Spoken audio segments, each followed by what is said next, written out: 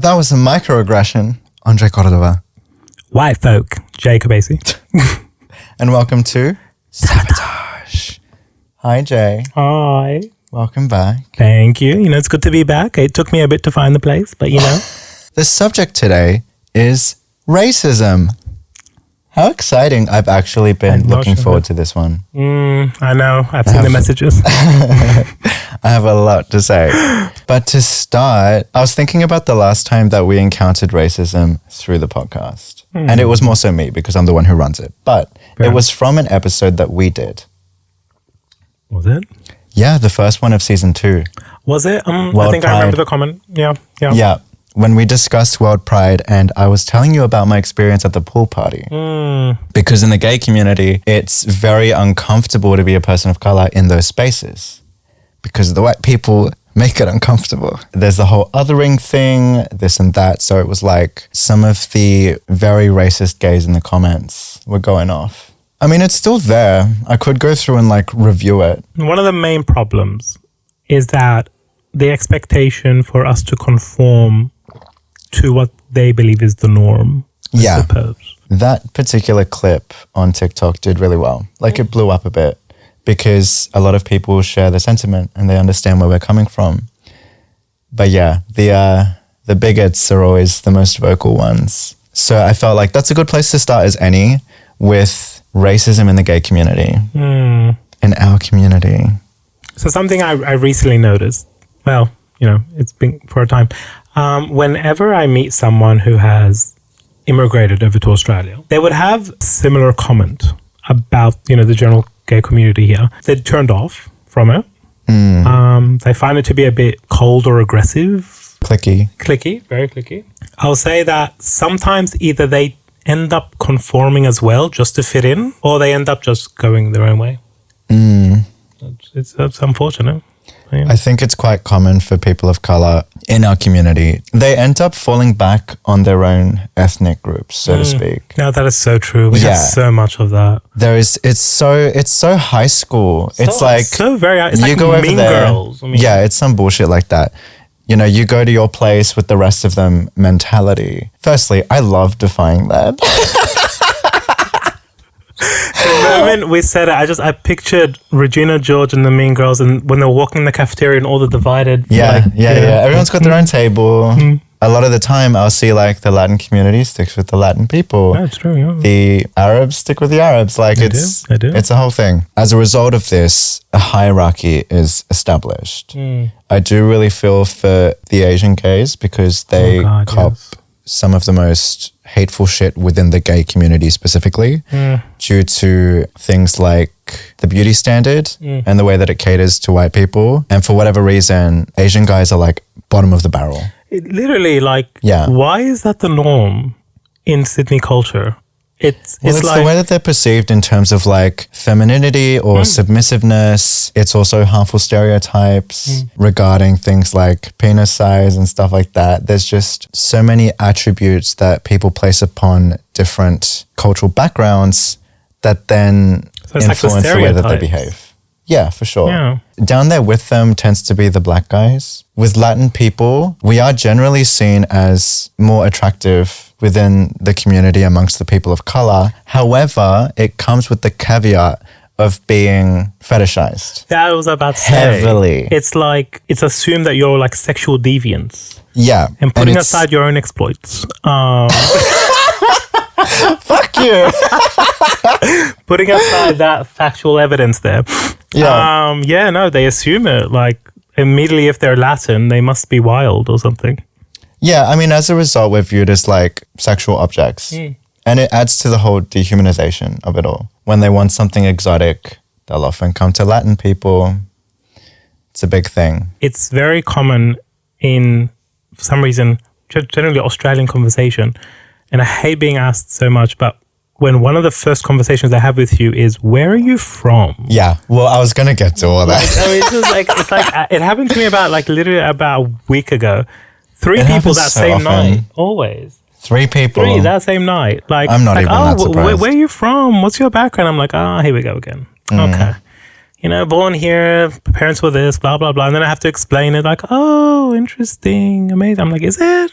Is it? Oftentimes they'll follow it up with, your English is so good. Like I had no idea. You don't look at anything like the others. I'm like, I guess yeah, not. that's so fucking racist.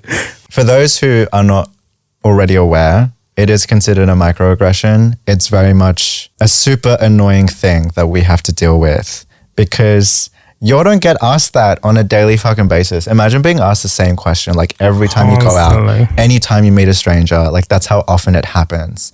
And it's not just that, it's the fact that y'all are so disrespectful with the way you go about it. White people often refuse to take things at face value. It's like, true, yeah, when you've got people of color in front of you, they're like, oh no, that can't be from here. Like it's never an occurrence to them. Despite the fact that we're in Australia and plenty of people of color were fucking born here. It's like they're living under a rock and they're like, no, you must have came here on a boat. Like that's how they fucking think. It's weird. There's nothing wrong with being curious. Like you can ask about someone's ethnicity, but there's a right way to go about it.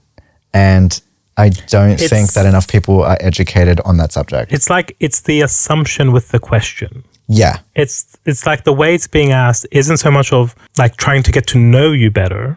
Exactly. They don't want to get to know you. They want to satisfy their curiosity. Yeah. And they're like, oh gosh, like I want to see if I've guessed it right. Like, exactly. Where are you from? Oh my God. Like, that's a really good way to put it. And also the question is being asked. It's always coming off as if we're outsiders. Yes. To the collective there. Yes. As if we are always a guest to them in that situation. I think it's the fact that they go about it in such a roundabout way as well. Because instead of just asking, hey, like, what's your ethnicity?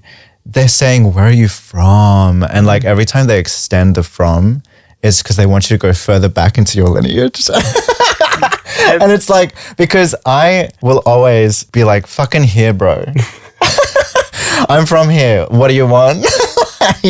In some cases, depending on the mood I'm in, I'll indulge and be like, I'm Peruvian. You know, I just like that's other times I will drag it out of pure petty spite. Yes, I love pure pettiness. And I'll be like, where do you think? They're like, oh, Greek. I'm like, oh, a little to the right. They're like, oh, and then it'll just be going for like 30 minutes or so. I'm like, there we go.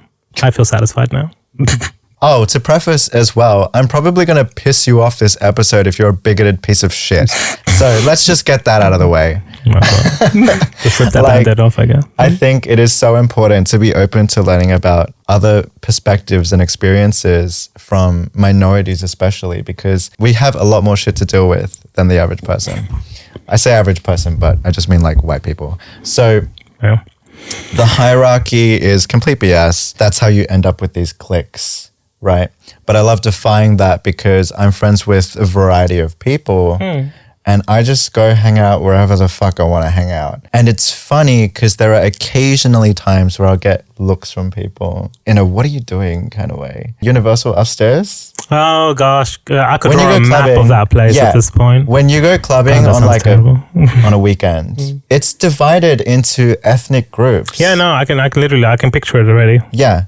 It's like the Asians are over there and the white guys are over here. White guys to the middle, yeah. Yeah, and then I don't know where the Latin guys usually go. I don't think there's enough of them. Sure, really. Lately it's been the pretty boy jocks have been up sort of like from the floor, like a little up on that stage, that a higher platform. Yeah. I guess sort of gives them that air of control. I'm picturing it's giving them colonizer energy. Like a bit of a monarchy, like, I suppose. I'm looking over my kingdom. Just to look down at us peasants. But it's stuff like that that exists, which is like not something you might necessarily pick up on unless you're a person of color. Yeah. Because you're like, oh, that's kind of fucking weird. Like that extends to these events and parties and situations where if it's dominated by white people, then it'll be incredibly uncomfortable for people of color because you don't feel like you have anywhere you can go. It gets dull too. Yeah, that too. It's like I would only want to say vanilla ice cream because that's the flavor, you know. It's like bland. It's like like licking wood, I guess. Like I'm not kidding when I say that it's very high school, and I think that's because a lot of these guys have that mentality. They haven't grown out of it, and so even in the way that they communicate and operate with their own friends is super shady, backhanded. There's no direct communication. I will not conform to any of this, and I won't take anyone's BS. So, yeah, I love being confronting because... Do you? I've never noticed. No? But like, especially in those... honestly. Especially in those circumstances, they don't know what to do. Mm-hmm. I've seen them so shook. And oh my God, I love seeing their fucking faces, man. I went for pre-drinks at a friend's place and I didn't know any of his friends. They were from Melbourne. And... They do, like, they're much more interesting, just putting it out there. But yeah. Generally, sure. Wasn't in this case, that wasn't. One of them was quite lovely. This is where we get into some microaggression stuff. This thing that occurs when you're with a group of people and the white ones will refrain from looking at you. Oh. So I don't know if you were cold-shouldered. Initially, they greet you, but for the most part, they don't make the effort to engage. And I don't know how much you would get that because you are like on the more white presenting side. So like someone comes in and start questioning like is he one of us? Like, I don't know. Yeah, they're confused. He seems pale enough. Whereas with me, it's very obvious. And at this like pre-drinks, things were fine, though I was on the quiet side, only because I was observing. Okay. This is something I've started doing. Like I walk into a room, I can quickly identify for the most part who is worth talking to. I'm not going to put myself in a situation where I'm like making effort with someone and I'm never going to speak to them again because they do not care. Like I'm not doing that. Yeah. On that note, if they're not interesting, I don't care anyway. I could tell that there was like a deep level of insecurity for a few of them. Did they have any certain goodies? Oh yeah, they were on that. There always is, isn't it? It did not take them long to get on that. Yeah. I feel like that's also part of the culture. I'm just putting it out there. Absolutely. 100% it is. Like the drugs are constant. And I feel like it did mostly, like in my case at least, from what I said, it did mostly come from those groups. Like, I feel like they grew up with it. There wasn't anything else really. They also needed to get by. Yeah. Like, that's the thing. I think with us, we have so many struggles to overcome that we're figuring that shit out from a much younger age with lesser tools. So true. Whereas white people... Like, generally speaking, obviously, at the very least on the basis of your whiteness, you don't have to deal with shit. So, like, you get to this point where you're dealing with stuff in your life as an adult and you don't know how to cope. So it's the easy way out is like, oh, I'm just going to get drugs and go clubbing every weekend. And that's what happens. They used to have alcohol more commonly available in Australia until I was recently having a discussion with someone about this. It's expensive here. It is. It was like purposely made, like GST aside, I think they have to pay 30% in tax with alcohol. So that's why it's so expensive. Right. And then no one's bothering because who can pay that shit? So then people just trying to find other ways to get their rocks off at that point. So I was there. It was fine. I was mostly observing and I could tell through body language and their attitudes and stuff. Like it was sort of feigning politeness. There were a few situations where I very much took the opportunity to be confronting for the lulz. And this was whenever one of them decided to make a comment that was an assumption on who I am as a person. So was the comment directed towards you? Yeah. So like when we were talking, one of them thought they had me pegged, right? Right. I don't even remember what the conversation was. It wasn't much of a conversation, but like they were like, you're a brat, aren't you? And I was like, no, not even close. I would have loved to have seen this. I could just picture him just steam rising from him as that comment was made. Right? I was like, no, not even close. I don't remember what I said after that, but it very quickly shut that notion down. And he was like, oh, okay. Because here's the thing too, they also assumed that I was a bottom because of course they fucking did. I mean, that's a very common assumption for the gays to make about Latinos. It is, isn't it? Yeah, it is. Especially with me having that androgynous, pretty appearance, I look put together, being all like that stuff. Thin and lean and such. Yes. Yeah. It adds to the stereotype, but hearing me talk is usually a giveaway of being the opposite. However, I wasn't saying much. Right? I didn't have a reason to. It's not like they were making an effort to talk to me. I was just watching them like go fucked up. That was the first example. And then later on, one of the other ones was like, oh yeah, he tried to say something about me maybe being a demon twink. What exactly is a demon twink? I'll tell you. It's like praying like satanically during? No, demon twinks are quite literally white gays. Oh, okay. Because they're awful. You think you're being cunty, but you're just a cunt. It's that level of like, they think they're mean girl Regina George energy. And then they're going home alone, aren't they? So because no one can stand that fucking attitude. Again, I don't remember exactly what I said, but paraphrasing, I was like, no, you got to be white for that. And he's like, oh, do you really? I'm like, yep. And then later on, this same guy said something, because by this stage, they'd found out that I was a top because they actually engaged in some conversation. Did that suddenly change the discussions towards you in some sense? It changed their attitude to a certain extent. They suddenly found that a lot more attractive. Shocking. Instead of feeling, in my opinion, instead of feeling threatened. This guy, again, I don't remember the context of what it was because fuck my ADHD. But he said something about like, oh, that's so aggressive. And I'm like, and what of it? And he was just like stunned. He did not know what to say. And I was having the time of my life.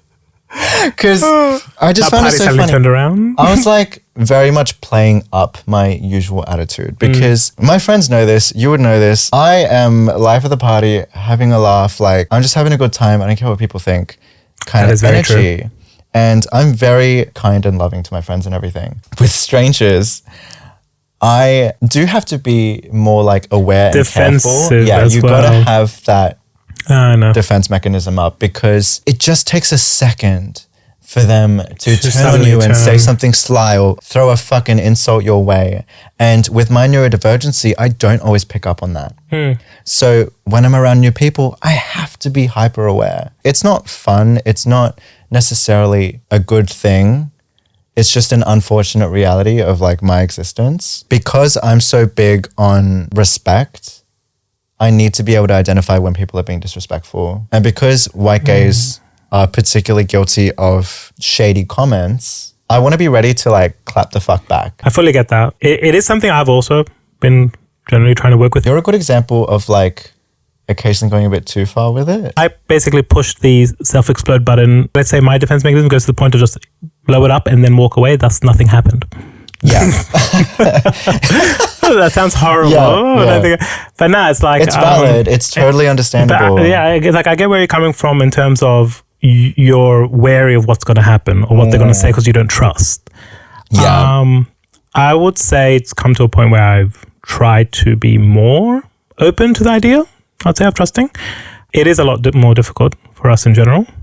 But yeah, I get what you're saying with that one. Again, I was playing it up a bit though because I was just having fun. I'm like, these people are not engaging me for the most part. So I'm just going to scare them. I mean, it's much more fun that way. Yeah, I'm like, I could be lying and they don't fucking know. I'm not going to fucking see them again. As I said, I think they're probably fine people, but at the same time, a few of the things they said were quite rude. I'm not going to tolerate that, but I'm not going to make a scene. I would just make you feel bad. At least 50% of the time. No. And what's funny is that like the one who was lovely, when I was in a conversation with him and the other person of color, like, because we were discussing the podcast and I was like, oh yeah, I'm really excited to do the topic on racism this season. And I don't remember. I love that you're talking to others just to like check beforehand, sampling. Like, I'm going to do this topic. What do you think?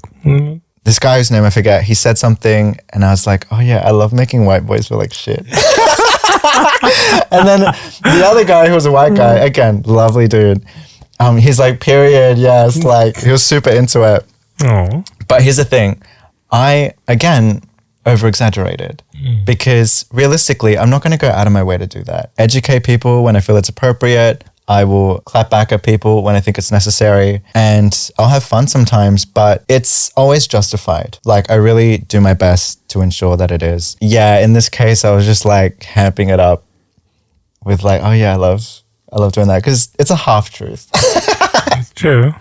Yeah, it was when you mentioned like other than like Asian Australians and such, like African Australians or like those from Africa. I don't think I've seen that many in general. No, there aren't. There's very few. There's very few. Wow, I never really realized before. That's a shame. What's interesting is I'll see them on Grindr, but I don't see them when I go out. Like on Oxford Street and stuff. And to be honest, I am not surprised. I imagine a very specific kind of treatment that they would receive. That is fair. In regards to like how they don't look at you. They refrain from looking at you, stuff like that. Because this is such a common experience that I've had in my life, I noticed that I go out of my way to flip it. So I'm the exact opposite. It's like I live off the idea of not being seen. I'm just very good at it. And like some people have like started referring to me as Beetlejuice because suddenly I just appear and I'll be like, oh, by the way, up. and they're like, holy shit. I'm like, oh yeah, sorry, my bad. But yeah, you like being invisible. I'm just very good at it, I guess. Which later someone like pointed out to me that it's a very big self-defense mechanism because I calculate like 10 steps ahead every time. Yeah. But no, I'm it can be difficult to live in the moment when you're always calculating. Yeah. I flip it in the sense that when I'm with a group of people and I am speaking, I will always direct eye contact to the people of color, more so than the white people. So you get more out of it. Like you're going to get some substance. Yeah, for sure. Unlike with white people, it's nothing nefarious. It's nothing like, oh, I'm trying to make you feel the way that you make us feel. It's literally just making up for what we experience. That is a good point. Because it's the same way that I do the same thing with women. Because women often get spoken over in conversations when there are guys around, I always readdress them and I'm like, sorry, what were you going to say? Because I see them get interrupted. I fucking notice. And it's the same thing with people of color where I'm like just addressing them personally because it's such a subconscious thing for white people to do, intentional or not. It's something I never realized that we start doing it back in a certain way, but it's more of a like... It's for good reason. Yeah, it's like more of like we're responding to what they're already giving out. So like I would, for example, not be giving eye contact. For example, to the period. Like, literally, I don't look at anyone ever. I look at the floor. And I think it does genuinely annoy people that they're like, is he just ignoring that? Yeah. I'm like, I'm just chilling with myself. If they're nice, then I will respond in kind. I would just say through my experiences, I have found those from a certain, similar backgrounds and otherwise, similar experiences to be more something I can relate to and associate. That's so diplomatic. And I'm so good at this. Whereas I'm here like, fucking... You're like, fucking... damn them. Damn them. And they're freaking... Like, I can't think of something. But vapes. Vapes. Whereas I'm out here like, fucking colonizers, man. I don't know what to tell you. I mean, we really want to get into the whole... Like, one thing I would say that generally triggered, which then I sent Andre a message that day, is whenever I'm trying to rush to just get to work or get home sometimes, it's almost like every time, if there's a couple holding hands on the sidewalk blocking most of the way, like that I need to go. The entitlement. Yeah, and why does it, like 9 out of 10 times, it will be a white couple. Yeah, it is. Always a white couple. And I'm just like standing behind them, like my train's I need to, if you could just move, sorry. Like, they're just holding, just swaying. I'm like, no one needs to see this. There is a couch probably in an apartment somewhere you can sit on right now watching Gilmore Girls or some shit. Just let me through. Yeah. But every time, that's when I sent you that message. I'm like, we've got to do a video. That's so funny that was the thing that was the thing that triggered me. That was the thing. I'm out here combating fucking societal, systemic issues.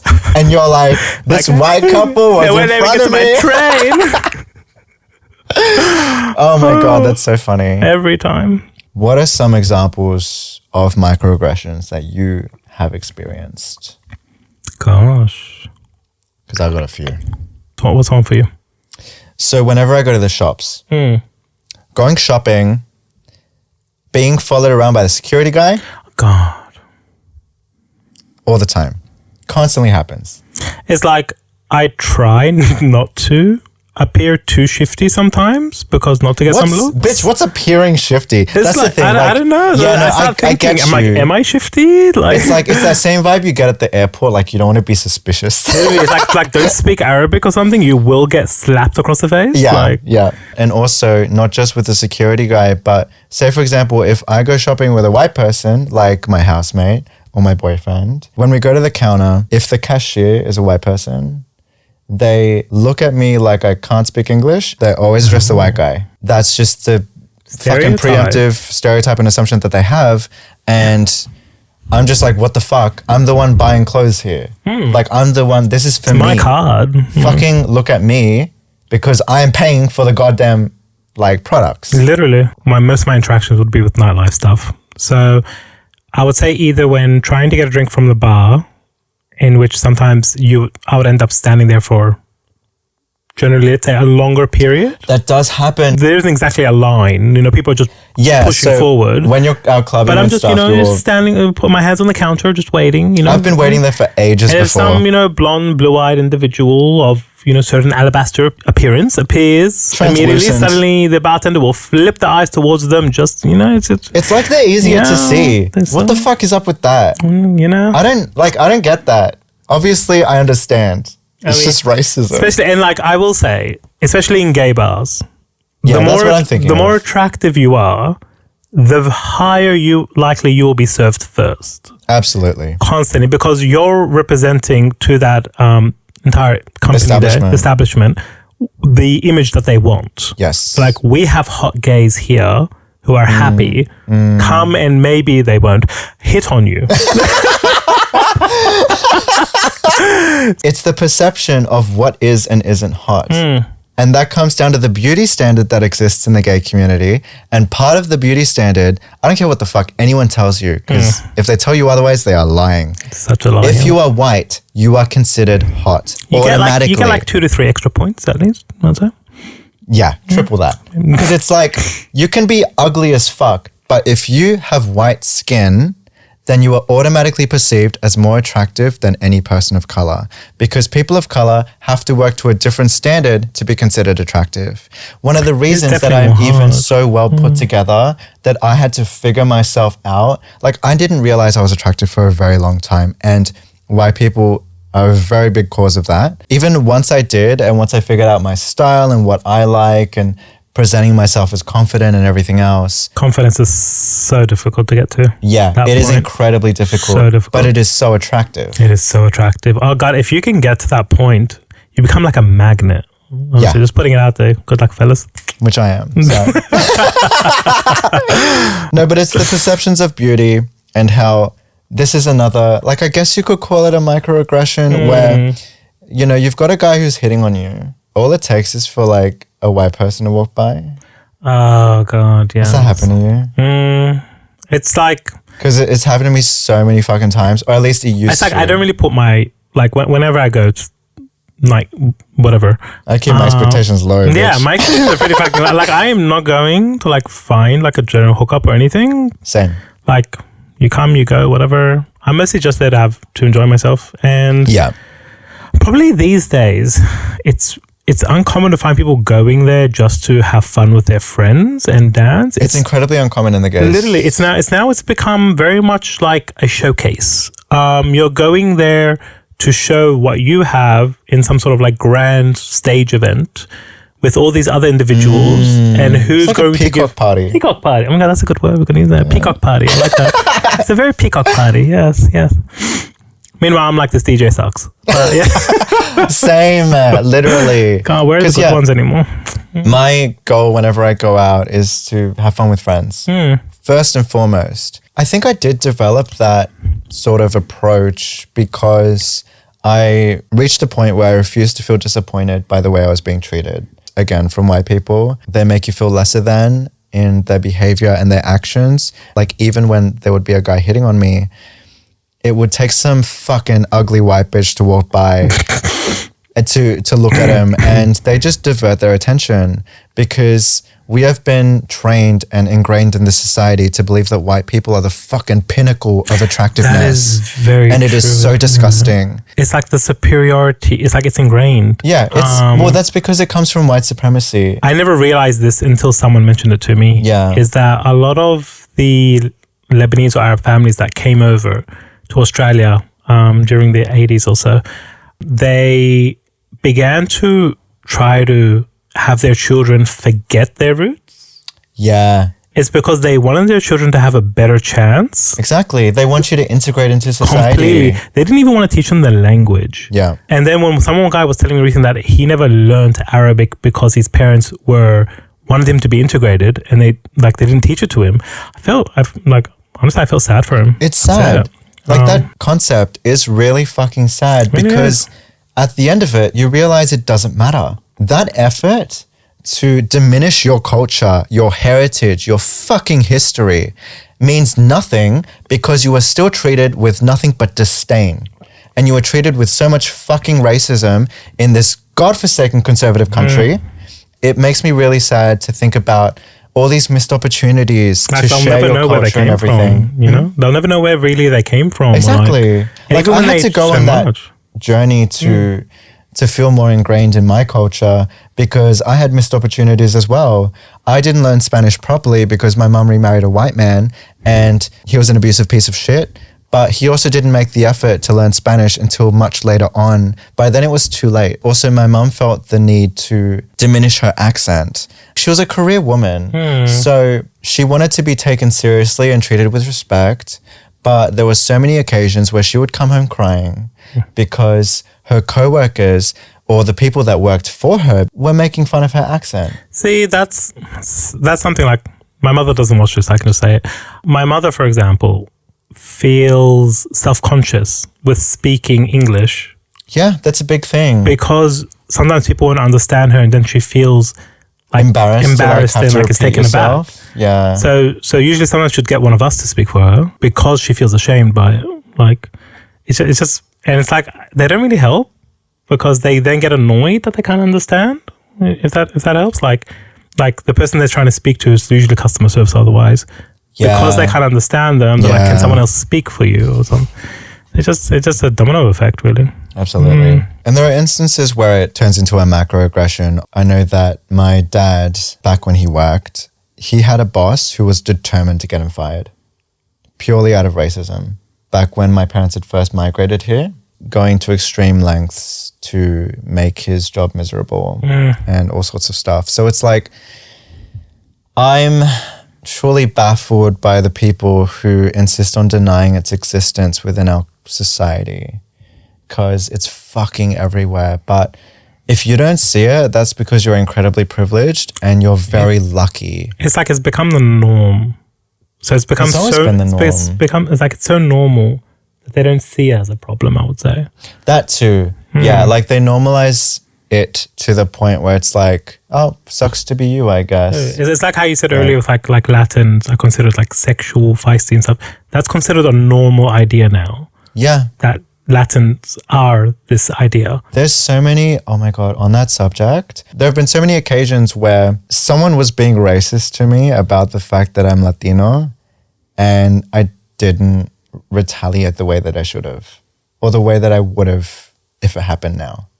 Because I was very naive. And again, my neurodivergency just did not pick up on it. But I distinctly remember there was this dude who we were talking and he was like hitting on me.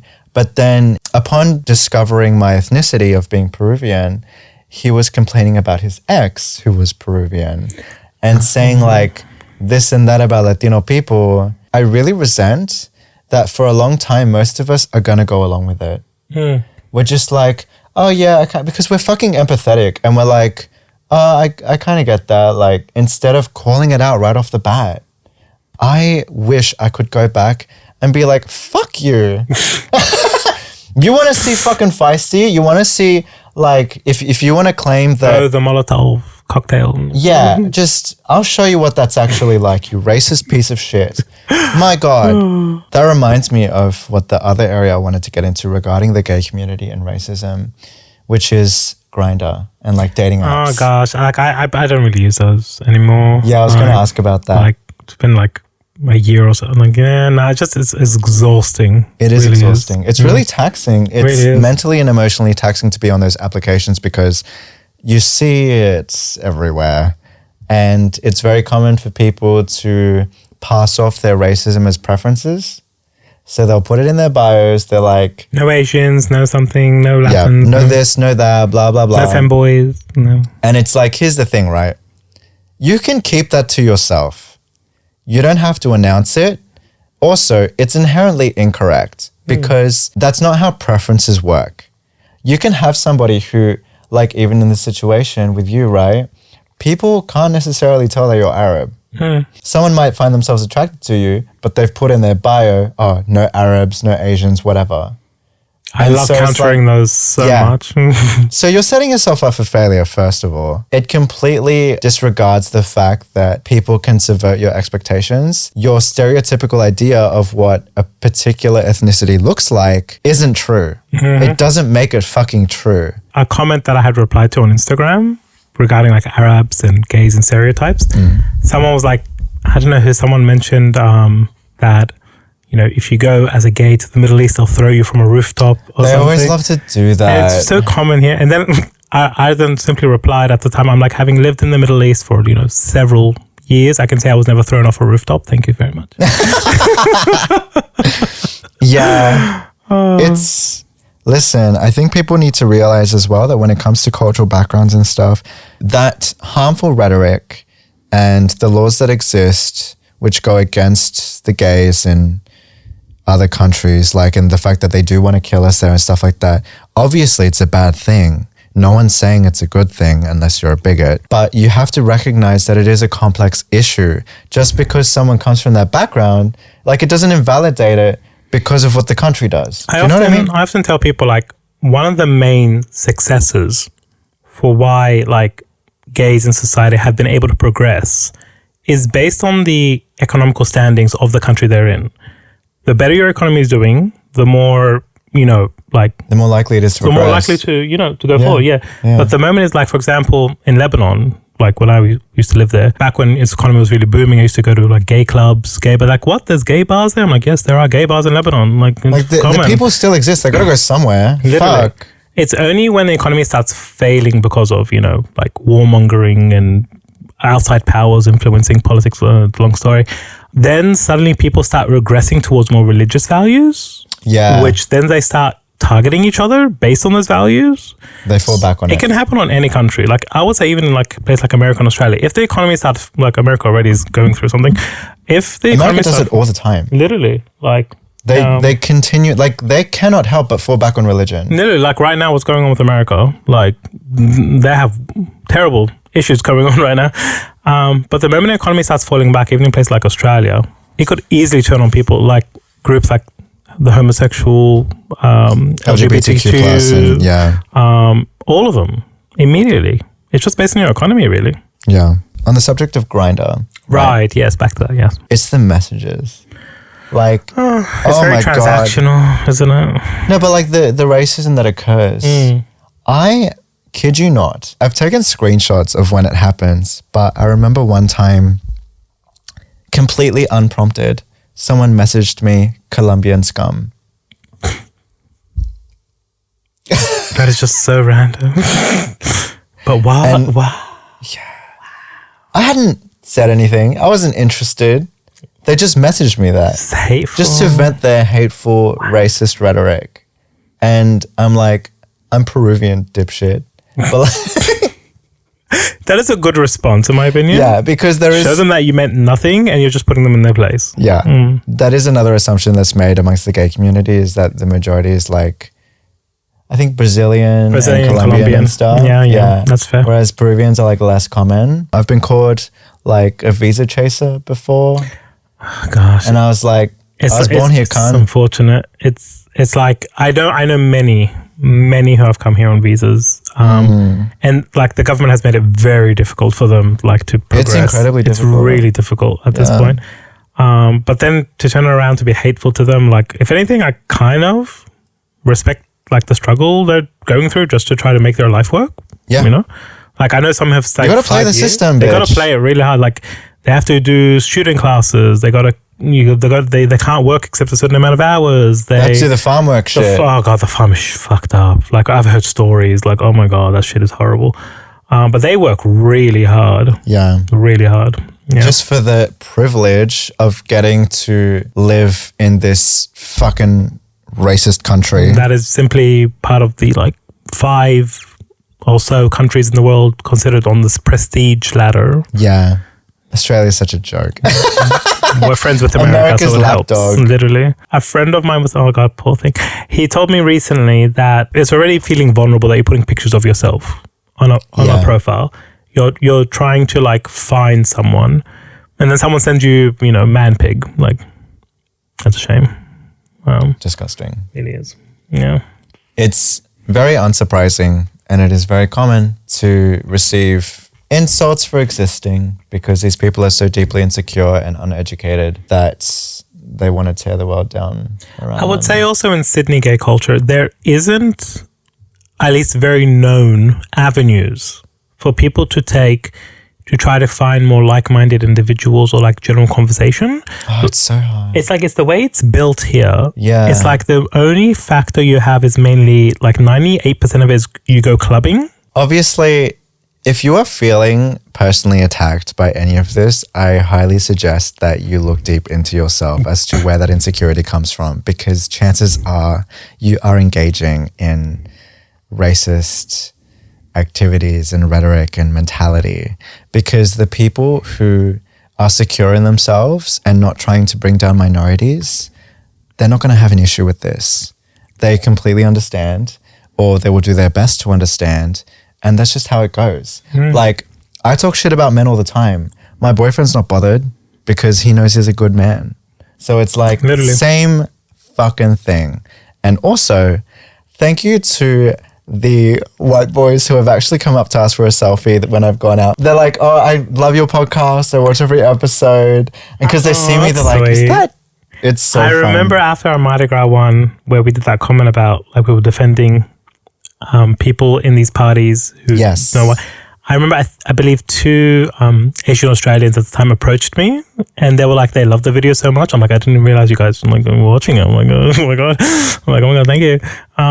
It was nice though. It really was sweet. Yeah. I hope they're doing well. As Andre said earlier, if you're white, you will be considered more of a high quality sexual appeal, I would say. You're just considered attractive by default. Literally, and then That's the thing. So if you're an uggo, don't even worry about it, because you get the kind of privilege that I'm never going to fucking have. I mean, I've like, seen it in action, bitch. because like I generally do know a lot of those in the like they consider themselves the higher gay society sort of hierarchy. So gross. I know, I hate it. They generally, like, if you are of the white boys, Yeah. and you have like, you know, also you get like a body, you see that a lot of them, they walk around with a certain air that they can have whoever they want around them. And they will generally look down at you if you are in their proximity, I would say. I think it's worth mentioning that this is not out of bitterness. I stopped caring a long time ago about what anyone fucking thought. That's true. I know that I'm hot as fuck. I'm out here screwing the dudes who are exactly what we've been describing regarding like fucking fit body white guys. They love it. Meanwhile, I'm at home enjoying watching another series or another one. You guys enjoy flaunting something. I'm literally always trying to build up my friends and the people around me and my audience. I'm like, you deserve better. You deserve to be treated with respect. You deserve to know that you are enough. And fuck men. Honestly, fuck, man. Like, fuck so them. exhausting. Yeah. Lord. Ugh, gross. The way that white people view people of color expressing themselves, standing up for themselves, they view it from us as aggressive. Yeah. We get labeled as aggressive. Yeah. When it's like, okay, I'm not even raising my voice, but because I'm speaking confidently and I'm sure in myself and I know what I'm fucking talking about, or I'm even just swearing, literally that is enough for these people. They will label you as aggressive. And it is such a disgusting way to dehumanize someone, but it happens all the time. It's one of the reasons that I lean into it. I'm like, no, you want to see aggressive? I'll show you aggressive. I mean, maybe not. I can be crazy, bitch. It's fine. Let's not burn this place down. It ties into tone policing, which is a very big thing. Yes. Tone policing, people of color. White people love to do it. And for those who don't know what it is, it's when white people decide to have an issue with your tone. The way you're expressing yourself. The way you're expressing yourself, which majority of the time, gonna be real, you are doing nothing wrong. As in people of color, you are expressing yourselves just fine. It makes a more interesting flavor and such. Yeah. Why aren't you speaking in one monotone, sound bite? Yeah, like in my experience, white people do not know how to deal with confrontation. I feel like they never have had to. When somebody does come along and is being direct and is communicating clearly and effectively, they feel threatened because they're not used to that. which is like, fair enough, that is understandable. But do not go off and start labeling that as aggressive, because that's vile behavior. That's on you. That's not what they're doing. It's your perception of it. A good example of this is the difference between raising your voice and yelling, right? Yelling, shouting. For me, having grown up in an abusive household, I know what yelling sounds like. God, yeah. I've had my stepfather scream in my fucking face, that homophobic piece of shit, an abusive, insultive tirade. And yet, when I have a regular conversation with somebody and raise my voice because I'm passionate about something, they perceive that as yelling because they've never had that. They've never had someone actually yell or scream at them. So funny. It's like that. It's a perception thing. So you got to fucking educate yourselves, because it is so gross and unfair to put your lack of experience on people of color. It's something I tell people often, is like, if you see them just shouting at each other, they're generally just having a conversation. They're just talking. Yeah. And it's the same with Latin people because too. They're excited and they're just shouting. It's part of the like usually if we're having a barbecue and they're shouting something in the house, it's just us communicating to each other. Honestly, the people are like, should we call the cops? They're fine. Yeah, they're good. Like they're just arguing about the tabuli or something. Like it's fine. Like that ties into tone policing and having people cry wolf. They use their crocodile tears. Oh God! I hate whenever they feel like someone's speaking inappropriately. It becomes this double standard that exists, and it happens online all the time. It happens in real life, where a white person says something, it's fine. A person of color says the same thing, it's an issue. It's like we definitely have to walk a certain line of caution whenever we're talking. Well, that's what they want us to do. Literally. Yeah. Like we have to be so like careful sometimes, because we can it immediately turns on us like that. Immediately. It sounds insane, but that is what happens because of the color of your skin. So Drew Afualo, love her. Those on TikTok, you know her. She's fucking incredible. Yeah. She tears down all the misogynistic men that exist. We love it. A while back, there was this white girl who started saying the same shit that Drew was saying. Call out men, insult them the same way that Drew did. But the comment sections are very different. So the men, in response to this white girl, were encouraging her. They're like, oh yeah, fair, like blah, blah, this and that. Generally positive. But the same men to Drew were being disgusting and vile and it's like, racist. How dare you speak to us that way? And fatphobic. Yeah, like they were treating her so negatively and so differently because of the color of her fucking skin.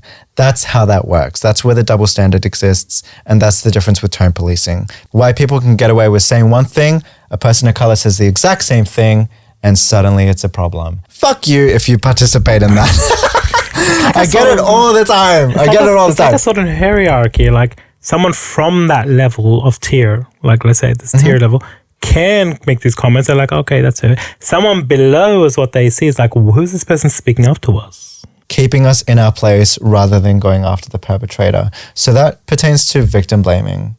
White people are trying to tell us how we should react to racism. So here's the thing with that. Whenever anything happens, anything that is seen as like, I'm not even going to say terrorism, like negative in general. People try to like push how they would have reacted. Generally, but also it's like people like from certain groups, from cultural groups like mine, we start crossing our fingers hoping it is not someone that is somehow associated to us, because it immediately all just comes slamming into us. Because the moment it's associated, like this person is like, oh, he had a second grandfather, whatever, that was somehow like Arab, like suddenly, oh, all of them are an issue. Yes. Okay, I see what you're saying. So then we're literally just crossing our fingers, hoping it isn't the case. Yeah. But then if it's like some random white dude, doesn't matter. It fades out in about 4 or 5 days. If that, fine. yeah. That's fine at that point. If a terrorist attack happens, like a fucking shooter or whatever. Yep. When they're white, it's always a mental health issue. We're not suddenly fucking demonizing he just all had white a troubled people. childhood. He was just troubled. Really troubled. And here's some photos of him smiling and being all sweet we with his don't know where it went wrong. Like, yeah. Which is unfortunate. But if it's a person of color, Oh, all of them are bad. All of them are the terrorists. religion is the issue. Like his culture is the issue. At that point. It's the religious indoctrination. It's this and that. I heard he entered a mosque when he was at the age of 5 and never the same again. That's what happens. Again, double standard that exists. So that's extremely prevalent, and fuck people. So for that shit. Fuck right off. We did touch on fetishizing race. I don't know if you get this, but like, I'm sure you do. You can always tell when someone is into you because they fetishize you. Yes. Always. You can always pick up on it. The way that they talk about your culture and the way that they talk to you. Mine is sort of, in some of the cases, has been like a fetishization on a fetish. So it means like, oh, you have Arab background and you're hairless? That must be so interesting. And it goes from there. This doesn't help sometimes by our own cultures because, say, for example, like, I think one of the reasons my sister and I were, it's hard to say because we'd go to Peru every couple years. And yes, our family loved seeing us. But part of it, from what I heard or could interpret, was that some of the attention was due to us being lighter skinned. I'm colored, but I'm light for a Peruvian. I think it's the colonizer influence that makes them think, oh, we love that. No, it's true. Yeah. It's very common in several, even like some places in the Middle East. It's indoctrinated within our own cultures and our own heritage that being lighter makes you more superior. Yep. It's like the idea was like by being more closer to the colonizer that came, who then dominated, you have a better chance. Yes. It's the idea, like being pale. Like they used to go crazy with the idea of blue eyes in the Middle East because it seemed so similar. Like it was weird. Yeah. Very weird. When it comes to the intersectionality of culture and then the LGBTQ plus community, like, I forgot what I was going to say. It sounded so profound. I know, and it was going to be. I fucking forgot. Oh my God. I hate my fucking head. I already forgot what he was saying. And then something I remember. Shut up. So the intersectionality of your culture and the LGBTQ plus community, a big part of that, which you wouldn't have received because of the color of your skin, but when you're a kid and you start entering the gay community, you wish that you were white. That is true, isn't it? Like that is something that I used to have. And I used to wish like so desperately that I would be white. And it took some time for me to confront that and accept that I'm beautiful as I am.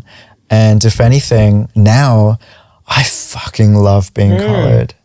And it is such a drastic contrast to when I was a teenager. That's true. It's like when you're growing up, like even me, for example, I wanted to be more towards like the white appearing in terms of Eurocentric. Yeah. Like I wanted like straighter hair. I wanted certain features. It's when you get older when you begin to love more of what makes you different. But when I was younger, no, I definitely wanted it. Like I would have made life easier. Very much so. Yeah, that's the biggest part of it, is life would be easier, which is really sad. It's more likely to happen in America, obviously, but the way that people are so quick to call their buddies, the cops, on people of color. It's like, it's because they already perceive them as a potential issue. That they're here, that they're helping with the economy and such, but they're still like, why are they here?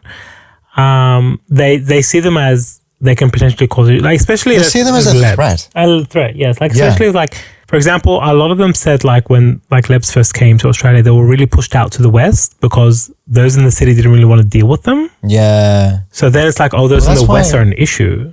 So that's where it came from. I grew up on the outskirts of Blacktown. Blacktown's called Blacktown because of the indigenous population that used to exist there. Yeah. That they all forced them to be there. Like, that's how that works. The sad thing for us, if anything, is like, if you're out west, you got to deal with homophobia. If you're in the city, you got to deal with racism. There's a reason why these suburbs end up with cliques of ethnicities. They do. You know, Burwood is like Asian people. I lived there. Eastern suburbs, there was like white people and Asian people. Further out west in Parramatta is Indian and Lebanese people. Yeah. I think that there are Latin people in Fairfield, as far as I know. Okay. I don't know where the fuck they live aside from the city, because I can't find them. All these suburbs, like when you go to them, they have so much interesting culture happening. Yes. Their restaurants are really great. It seems so much more alive when you go there. Good for them. But it kind of reinforces the notion that we had such a naive goal of integration that was never achieved and that never will be achieved because our country won't allow it. No, it's like, I think it was Scott Morrison that later said, he's like, we should never have let some of them in. Like, he's like, why do we let the Lebs in? Why do we let that in? Like, you would have had a very boring country, Scott Morrison, just putting it out there. But yeah. You all are fucking migrants yourselves, bitch. You came here on a prison ship. Preach. Like, bro, the saving grace here in Australia is that we don't have nearly as many of the situations in America because of guns. Black people don't have to be doing fucking anything. They could be children and they get the cops caught on them. And some of them end up getting... Is this in America or here? In America. Oh, yeah, okay. And some of them end up getting fucking shot. Yeah. There are people have fucking died. That's why the Black Lives Matter movement exists. I do have some faith in... I have no faith. I have a little faith in the future generations. I would say I'm seeing some more like integration, a little. It's not as common in Australia, but it's getting there. I'm seeing more of the different groups, communicating, which is nice. So there's hope. I would say. Interracial relationships. Yes. I'm in one. That is true. Yeah. Something that I've personally experienced, which is the gays will see the white boyfriend as the prize. Yeah. That's very accurate. Yeah. It's such a big thing because again, it comes back to the idea that white people are the pinnacle of fucking attractiveness. And they're the ones who are like, you have got this prize. Yeah. Like they're the desirable one. They'll try to use the person of color as a stepping stone to get to the white guy. And that has happened with me and my boyfriend. Pissed me off. That made me so angry. It's like, in this situation, I don't even know how you could combat it. It's like, it's already in their mindsets. I could say you could probably just ignore it, but just show them that you're not. I'm just like not one to mess with. I'm like, you're gonna regret it, bitch. That is so true. Okay, so the last thing to touch on before we wrap up, why people love to complain, why you always gotta bring up race. Because it fucking matters. It's our lives. We don't get to switch it off and forget about the oppression that we experience. That is how. All forms of bigotry and fundamental societal issues can be traced back to racism, from classism to misogyny, ableism, homophobia, transphobia, fatphobia. It's the dehumanization of people of color inspired by the rhetoric of white supremacy. There has always been a Eurocentric beauty standard teaching us that the only people deserving of love are thin and white. There are aesthetic trends taken, if not stolen, from other cultures that are only deemed acceptable when applied to white people. Tanning, injections, youthful skin, full lips, hair. Because as we know, white people age like rotten milk. That's pretty true. People of color are out here looking 22 into their 50s. So they gaslight us, the ones who naturally have these desirable features, into thinking that we're ugly and unattractive because they are resentful about forking out a fortune to look like us. We are told to feel ashamed and to hide. That's why they hate seeing us. These spiteful men and pick-me's have been told their entire lives that you must adhere to this cis-straight white criteria in order to be happy. You're not supposed to find love in the same gender. I was forced to marry the opposite. No one's supposed to love you when you're disabled. How could someone love an abomination? You can't be poor. To be rich is to be successful. You can't be overweight and thriving because I've been killing myself at the gym trying to get fit and all it does is make me unhappy. You guys fucking hate yourselves and you take it out on marginalized communities. If you didn't, we wouldn't have to bring up race. That is so true. I think we have covered a fair amount of shit on racism. We've covered a lot. We could write a book. Yeah, we could write a dissertation on this shit. This has been a fun time. It has. I've enjoyed it. Me too. So thank you for being here, Jay. My pleasure as always. Yes. This has been Sabotage.